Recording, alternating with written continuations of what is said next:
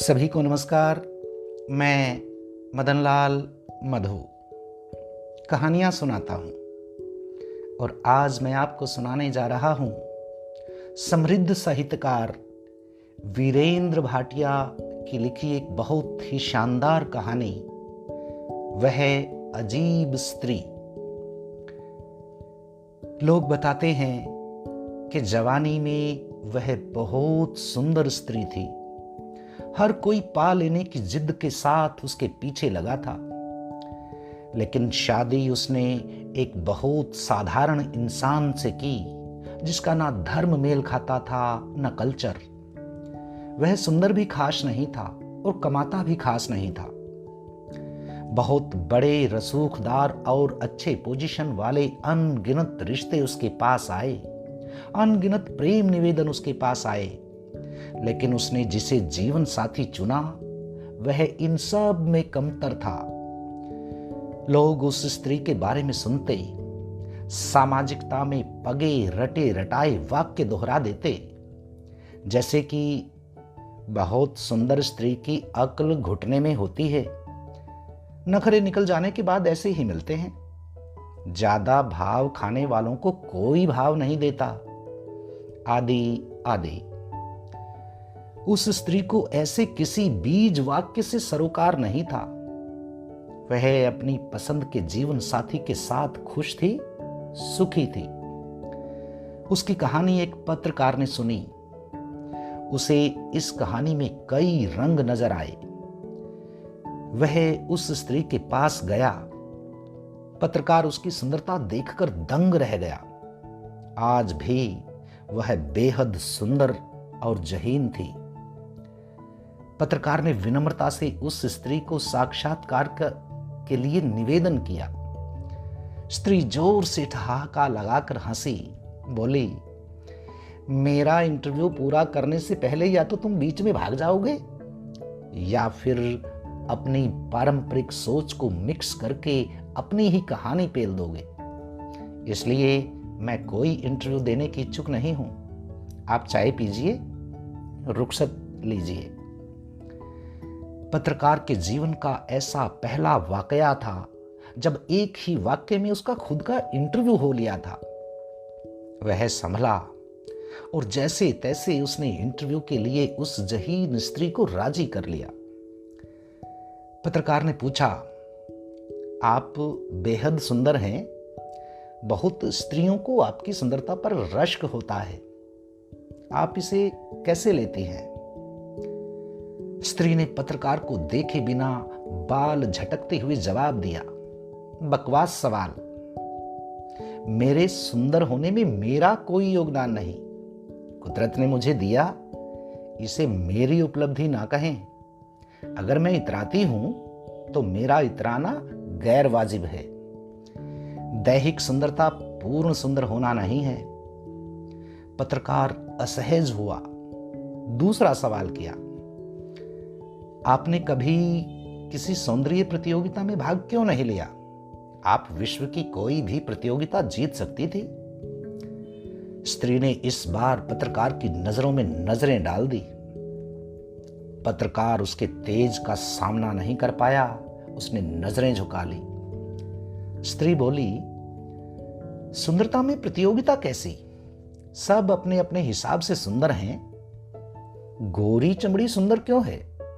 बहती नदी को देखिए कभी, जहां जहां वह गहरी है वहां वहां सांवली हो जाती है। किसी से सुंदरता की प्रतियोगिता जीतकर आप सुंदरता के मानदंड स्थापित करना चाहते हैं? सुंदर लोग आपने देखे नहीं। मेरी झुर्रियों वाली दादी मेरी नजर में सबसे सुंदर महिला है। आपकी मां आपकी नजर में सबसे सुंदर हो सकती है। आपकी पत्नी अपने पिता की नजर में सबसे सुंदर होंगी। आपकी बहन किसी को दुनिया की सर्वश्रेष्ठ सुंदरी लग सकती है। गुलाब सुंदर या चमेली, ये वाहियात प्रतियोगिता है। आगे पूछिए। जी, आपके संबंध बड़े और रसूखदार लोगों से रहे। फिल्म के हीरो भी लट्टू थे आप पर, ऐसा सुना है। फिर शादी आपने एक बहुत ही साधारण इंसान से की। साधारण मतलब लो प्रोफाइल। वैसे तो आपने चुना है तो असाधारण भी हो सकते हैं। क्या कहेंगे आप? देखिए पत्रकार महोदय, मैं इंटरव्यू इसीलिए नहीं देती क्योंकि आपके तथा कथित सभ्य समाज में मैं किसी का आदर्श नहीं हूं। स्त्रियां मुझे फॉलो नहीं कर सकती। उनकी सामाजिक स्थिति ऐसी नहीं है कि वे खुद पर प्रयोग कर सकें। मैंने खुद पर प्रयोग किए और सुंदर रसूखदार लोगों से मोह भंग होने के बाद मैंने एक असाधारण पुरुष, जिसे आप साधारण कहते हैं, को अपना जीवन साथी बनाया। मेरी कहानी किसी के काम नहीं आएगी, इसलिए मैं अपनी कहानी जीना चाहती हूं, बांटना नहीं। स्त्री के सहज चेहरे पर वितृष्णा फैलने लगी। वह खामोश हो गई। उसने पत्रकार को चाय दी और खुद भी चाय के घूंट भीतर उतारने लगी। पत्रकार को लगा यह स्त्री इंटरव्यू के बीच में से ही उठ जाएगी, लेकिन स्त्री ने एक क्षण रहस्यमयी चुप्पी साधे रखी। पत्रकार चुपचाप उस अजीब स्त्री को देखता रहा। चाय के एक एक घूंट के साथ उसकी वितृष्णा कम होती गई। जल्द सहज होते हुए वह बोली, सॉरी। फिर उसने एक अजीब सी स्माइल दी। जिन लोगों को आप रसूखदार कह रहे हैं, दरअसल वे रसूखदार नहीं होते। ये रसूखदार आदमी तमाम सृष्टि का उपभोग कर लेने की वृत्ति के साथ ऊपर तक भरे हैं। उन्हें जिंदगी में सब संगमरमर का चाहिए, खुद वे बेशक ऊबड़ खाबड़ खुरदरा पत्थर हों। आप हैरान होंगे कि तमाम रसूखदार लोगों की चाह मैं नहीं थी, मेरा जिस्म था। मुझे पुरुष की वृत्ति मालूम थी। पुरुष ने जिस्म मांगा, मैंने दिया। मैंने वही तो दिया जो उसने मांगा। लेकिन जिस्म भोगने के बाद मैं चरित्रहीन थी और वह चरित्रवान। मुझे पुरुष की रमज समझ आ गई थी। मुझे याद नहीं कि कितने पुरुष थे, लेकिन जितने थे वे सब मेरी देह से प्रेम करने वाले थे और सब ही मुझे चरित्र का प्रमाण पत्र देकर गए। मुझे हैरानी हुई कि किसी को मैं देह और चरित्र से आगे नजर ही नहीं आई। मैंने एक अंग्रेजी फिल्म देखी जिसका एक संवाद मेरे जहन में अटका रहा कि प्रेम के वहम में ज्यादा दिन अटके मत रहो, पहले सेक्स करो फिर प्रेम। मुझे हैरानी हुई कि प्रेम के लंबे चौड़े दावे करने वाले पुरुष सेक्स के बाद भागते नजर आए। वे मुझे अफोर्ड नहीं कर सकते थे, शायद अमीर थे, जबकि अफोर्ड करना समझते हैं ना आप।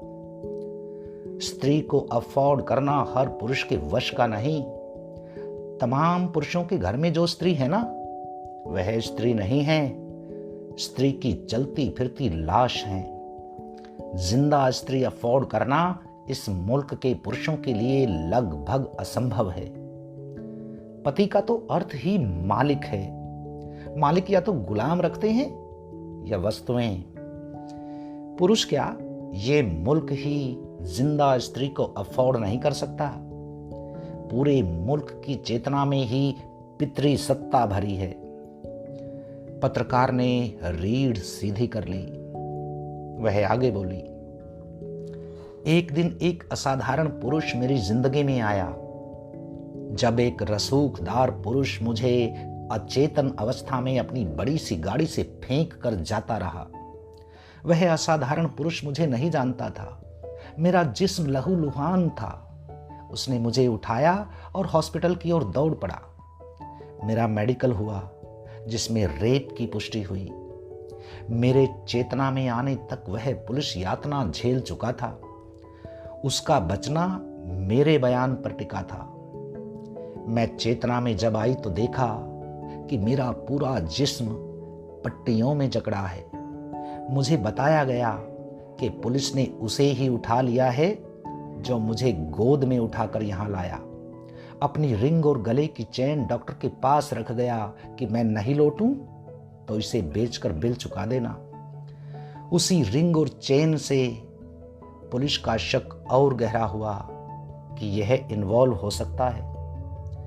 मैंने किसी के खिलाफ शिकायत नहीं लिखवाई। वह असाधारण पुरुष लौट आया। उसने मुझे देखा। मैं तो टूटी फूटी पट्टियों में बंधी थी, लेकिन उस पुरुष का वह देखना अद्भुत था। हजारों खा जाने वाली नजरों से अलग कोई नजर थी जो भीतर तक उतरती चली गई थी। उसने मेरे हाथ पर अपना हाथ रखा। उसका स्पर्श अद्भुत था। वह पुलिस थाने से लौटा था, लेकिन उसने अपनी व्यथा नहीं गाई। वह धीरे से बोल पाया, ठीक हो।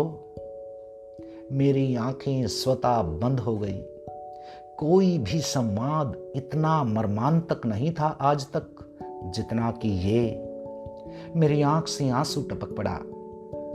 मैं भी हौले से कह पाई, ठीक हूं, शुक्रिया मुझे बचाने के लिए। उसने अपनी उंगली के पौर से मेरी आंख का आंसू उठाया और आसमान में उड़ा दिया। मेरे होते मन नहीं भरना, मैं हूं ना। आज तक इतना बड़ा आश्वासन भी कभी नहीं मिला था कि मैं हूं। मन छोटा नहीं करना। उसने मुझे सहारा देकर लिटाया। पूछा, आपके घर मैसेज कर दूं? आपका कोई पता नहीं मिला हमें। मैंने कहा, मेरे घर कोई नहीं है, मैं अकेली हूं। जबकि सब हैं, लेकिन मेरी प्रयोग धर्मिता से डरे हुए। मैं उन्हें इत्तलाह नहीं करना चाहती थी। वह असाधारण पुरुष बोला, मेरे घर में मेरी छोटी बहन है। आप मेरे घर चलना स्वास्थ्य लाभ के लिए। मैंने पूछा उससे, मेरी मेडिकल रिपोर्ट पढ़ी आपने? वह थोड़ा रुआंसा हुआ। बोला, हाँ पढ़ी। आपने उन्हें छोड़ क्यों दिया? रिपोर्ट करते उनके खिलाफ। मुझे दर्द था तेज। मैंने कहा, मैं निपट लूंगी उनसे। उस पुरुष ने अगला सवाल नहीं किया। बोला, आराम कीजिए, ठीक हो जाइए पहले, फिर निपट लेना। मुझे लगा यह मध्यम वर्गीय परिवार का साधारण पुरुष चरित्र प्रमाण पत्र दे ना दे, लेकिन जहन में जरूर तैयार कर लिया होगा। बड़ी सोसाइटी भी जब वहीं अटकी है तो यहां तो चरित्र बड़ा फसाद होगा। हॉस्पिटल का बिल मैं भर सकती थी, लेकिन मैंने भरा नहीं। उसकी रिंग और चैन बिक गई। वह मुझे अपने घर लेवा लाया। एक साफ सुथरा साधारण घर था वह। करीने से सजे घर में मेरी नजर एक बड़ी अलमारी पर पड़ी जिसमें अनेकों किताबें थी। पता चला कि वह साधारण पुरुष दरअसल साधारण नहीं है। उसकी अलमारी में एक से एक बेहतरीन किताबें रखी थी। मालूम हुआ वह नास्तिक है। आज तक जितने पुरुष मिले वे सब नास्तिक थे। कोई गले में लॉकेट डाले था, कोई उंगली में नग पहने, कोई माथे पर तिलक लगाए। इसमें जो था सब अपना था, दिखावा नहीं था रत्ती भर भी। उसने मेरे आराम का प्रबंध किया। मेरे पास बैठा रहा घंटों। मेरी पसंद की उसके पास बहुत किताबें थी, लेकिन अद्भुत यह था कि उसकी अलमारी में वह किताब भी थी जिस पर बनी फिल्म मेरे जहन में थी। उस किताब में उसने कुछ वाक्य अंडरलाइन किए हुए थे कि स्त्री प्रेम पाने के लिए सेक्स करती है, पुरुष सेक्स पाने के लिए प्रेम लुटाता है। मेरी पूरी जिंदगी इसी एक वाक्य में बंधी थी। एक दूसरा वाक्य जो मेरे जहन में अटका था कि प्रेम के भ्रम में अटके मत रहो, पहले सेक्स करो फिर प्रेम करो। पढ़ने वाले ने उस वाक्य के नीचे लिख दिया था कि ऐसी स्त्री इस मुल्क में नहीं मिलती लेखक महोदय। मुझे हंसी आ गई। मैं हूं ना, मैंने खुद को आईने में देखा। मैं तो बची ही नहीं थी। जिस देह को मैं समझती थी वह तो जगह जगह से चोटिल थी, लेकिन भीतर जो कोई और आकार ले रहा था वह मैं थी। मेरा पुनर्जन्म हो रहा था। मैं अब सिर्फ उस पुरुष को पढ़ती। 1 साल मैं उसके घर रही। 1 साल उसने मेरी देह को नहीं छुआ। हाथ पकड़कर बहुत बार उसने चूमा, माथा चूमा, लेकिन वह एक आत्मीय स्पर्श था। एक दिन मैंने उसकी रिंग और गले की चैन उसे लौटा दी। वह हैरान हुआ, लेकिन मैंने उसे बता दिया कि इसे बिकने नहीं दे सकती थी, अपने पास रखना चाहती थी सहेज कर, कि जब भी महंगे गहने पहनने होंगे तो इन्हें पहनूंगी। बिल के पैसे देकर जाती, लेकिन इस गहने से बड़ा गहना मुझे मिल गया है तो यह गहना लौटा रही हूं। उसे मैंने मेरा इतिहास बताया, मेरे अफेयर बताया कि मैं देह के तमाम प्रयोग करके आज जहां अटकी हूं वहां देह कहीं है ही नहीं। वह जो किताब उठाकर लाया, उसने अपने हाथ से लिखी एक और पंक्ति दिखाई कि ऐसी कोई स्त्री मिली तो मैं उसके समक्ष विवाह प्रस्ताव अवश्य रखूंगा। उसने पूछा मुझसे, शादी करोगी? मैं सन्न थी। कितने ही प्रस्ताव आए मुझे, लेकिन इसने जैसे मुझे बर्फ के पहाड़ में जड़ दिया हो। उसके पास लिव इन का ऑप्शन भी था। 1 साल में पास पड़ोस कितनी बातें करता था, लेकिन उसने कभी कान नहीं धरा। वह परंपरावादी आधुनिक इंसान था। जो अब तक मिले वे आधुनिकता के छद्म भेष में परंपरावादी थे, जो लिव इन में रहना चाहते थे।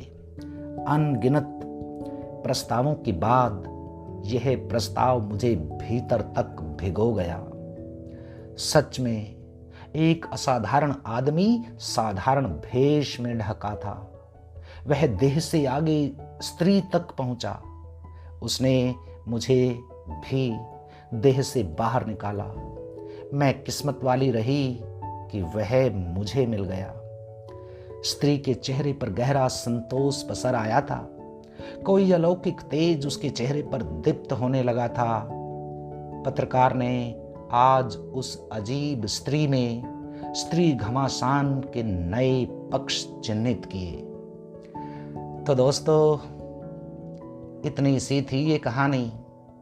आप सभी दोस्तों का बहुत बहुत आभार। नमस्कार, शुभ दिन।